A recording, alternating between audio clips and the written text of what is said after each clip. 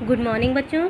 आज मैं आपको क्लास थर्ड में फोर्थ चैप्टर पढ़ाने जा रही हूँ जिसका नाम है महाकवि कालिदास।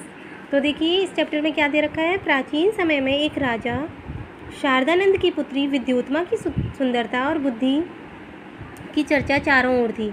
यानी एक राजा थे शारदानंद जिनकी बेटी का नाम था विद्योत्मा, जो बहुत खूबसूरत थी और बहुत बुद्धिमती थी। तो है ना, उनकी सुंदरता और बुद्धि की चर्चा चारों ओर थी। राजकुमारी ने विवाह करने के लिए शर्त रखी कि वो केवल ऐसे व्यक्ति से विवाह करेगी जो उसे शास्त्रार्थ में हरा देगा। तो उन्होंने क्या शर्त रखी कि वो उसी व्यक्ति से शादी करेंगी जो उसे शास्त्रार्थ में हरा देगा। देश विदेश से अनेक विद्वान आए पर उनमें से कोई भी विद्योत्मा को शास्त्रार्थ में नहीं हरा सका।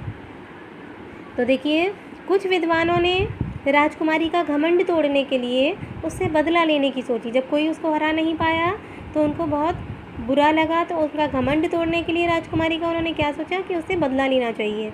तो किस तरह? जंगल से गुजरते समय विद्वानों ने देखा कि एक आदमी जिस डाली पर बैठा था उसे ही कुल्हाड़ी से काट रहा था। जब जंगल से वो गुजर रहे थे तो उन्होंने क्या देखा कि एक आदमी जिस डाली पर बैठा है उसी को काट रहा है। अगर क्या होगा इससे वो खुद गिर जाएगा।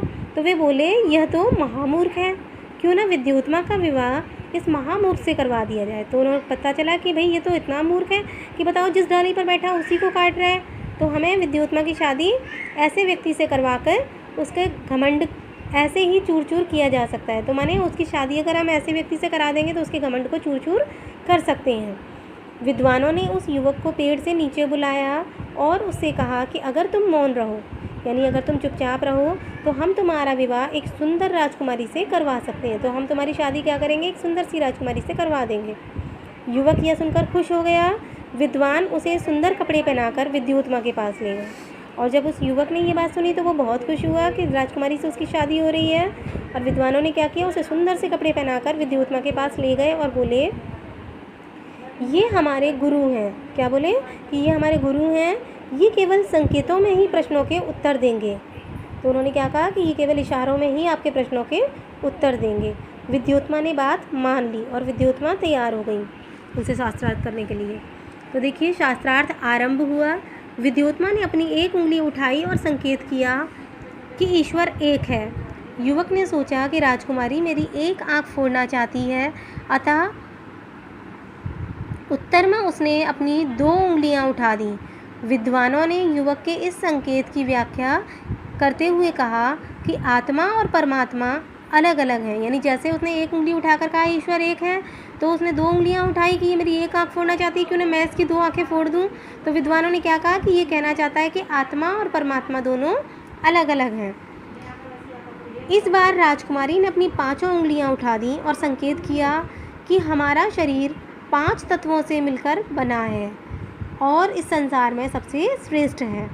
यह देखकर युवक ने सोचा कि राजकुमारी मुझे थप्पड़ मारने की धमकी दे रही है। इसके उत्तर में उसने मुट्ठी बांधकर घूंसा बनाया और ऊपर उठा दिया। यानी उसे ऐसा लगा कि ये तो मुझे थप्पड़ दिखा रही है, थप्पड़ मारना चाहती है। तो उसने जवाब में क्या किया, मुट्ठी बांधी और उसे उठाकर हाथ को घूंसा बनाया और उसको ऊपर उठा दिया। तो विद्वानों ने युवक के इस संकेत की व्याख्या करते हुए कहा कि आत्मा 5 तत्वों से भी श्रेष्ठ है। ऐसा सुनकर विद्योत्मा बहुत खुश हुई और उसने उस युवक से विवाह कर लिया। लेकिन कुछ ही दिनों में विद्योत्मा समझ गई कि उसका पति ना तो गूंगा बहरा है और ना ही विद्वान, बल्कि वह तो महामूर्ख है। उसने तुरंत उसे महल से बाहर निकलवा दिया। कालिदास को बहुत दुख हुआ। उसने ज्ञान प्राप्त करने का निश्चय कर लिया। यानी पत्नी से अपमानित होने के बाद कालिदास को बड़ा दुख हुआ और उन्होंने ज्ञान प्राप्त करने की सोची। अनेक वर्षों तक शिक्षा प्राप्त की और बहुत बड़ा विद्वान बन गया। उसने कई प्रसिद्ध नाटकों की रचना की, जैसे अभिज्ञान शाकुंतलम, मेघदूतम आदि। यानी अभिज्ञान शाकुंतलम और मेघदूत उनके लिखे हुए 2 नाटकों के नाम हैं। आगे देखिए, अब कालिदास को लोग महाकवि कालिदास कहने लगे। जब उन्होंने इतने अच्छे अच्छे 2 नाटक लिखे तो लोग उनको महाकवि पुकारने लगे। विद्योत्मा को जब यह पता चला तो उसने अपने पति कालिदास से क्षमा मांगी और माफ़ी भी मांगी। फिर उसके बाद उन्होंने उज्जैनी के राजा विक्रमादित्य ने महाकवि कालिदास को सम्मानित किया, यानी उनका सम्मान किया और अपने नवरत्नों में सम्मिलित कर लिया। नवरत्नों में सम्मिलित कर लिया मतलब नवरत्नों में शामिल कर लिया या स्थान दिया, ठीक है ना। तो आई होप सबको समझ में आ गया होगा। अब इसके बाद शब्द अर्थ को आप कॉपी में करेंगे बिल्कुल तरीके से। सबसे ऊपर आप चैप्टर का नंबर डालेंगे, चैप्टर का नाम डालेंगे, उसके बाद एक साइड हेडिंग डालेंगे शब्द, दूसरी साइड अर्थ, बीच में स्केल से लाइन खींचेंगे और शब्द को लिखेंगे शब्द के नीचे, और उसके सामने अर्थ को लिखेंगे अर्थ के नीचे। इंग्लिश मीनिंग आपको नहीं लिखना है। उसके बाद यहाँ जो क्वेश्चन दिए हैं 1 2 3 4 5 6 7, तो 7 प्रश्नों के मैंने उत्तर करने के लिए दिए हैं। देखिए ज़रा यहाँ पर राजकुमारी विद्युत्मा के पिता का नाम क्या था, तो आपको मालूम ही है राजकुमारी विद्युत्मा के पिता का नाम राजा शारदानंद था।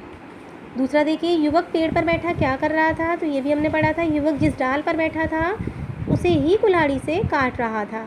तीसरा देखिए, विद्वानों ने युवक का परिचय किस रूप में दिया, तो विद्वानों ने युवक का परिचय अपने गुरु के रूप में दिया, है ना। अपने में लिखना मिस कर दिया था तो मैंने बाद में ऊपर लिखा, लेकिन आप लाइन में तरीके से लिखेंगे। फिर देखिए, राजकुमारी विद्युत्मा कैसे व्यक्ति से विवाह करना चाहती थी, तो देखिए राजकुमारी विद्युत्मा ने शर्त रखी थी कि वह उसी व्यक्ति से विवाह करेगी जो उसे शास्त्रार्थ में हरा देगा। 5वां प्रश्न है आपका, विद्वानों ने राजकुमारी का विवाह किससे कराने का निश्चय किया, तो आपको मालूम ही है विद्वानों ने राजकुमारी का विवाह महामूर्ख व्यक्ति से कराने का निश्चय किया। छठा देखिए, राजकुमारी की उंगली उठाने पर युवक ने क्या समझा और उसने जवाब में क्या संकेत किया, तो राजकुमारी की उंगली उठाने पर युवक ने सोचा कि राजकुमारी मेरी एक आंख फोड़ना चाहती है, अतः जवाब में उसने अपनी 2 उंगलियां उठा दी। लास्ट वन क्वेश्चन है आपका, महाकवि कालिदास ने के 2 प्रसिद्ध नाटकों के नाम लिखिए, तो देखिए महाकवि कालिदास के 2 प्रसिद्ध नाटक हैं अभिज्ञान शाकुंतलम और मेघदूतम, यहाँ 2 नाटक हैं इनके। तो बस आपको इतना ही करना है, 7 प्रश्नों के उत्तर लिखने हैं और शब्द अर्थ लिखने हैं। आई होप कि सबको समझ में आ गया है। Thank you.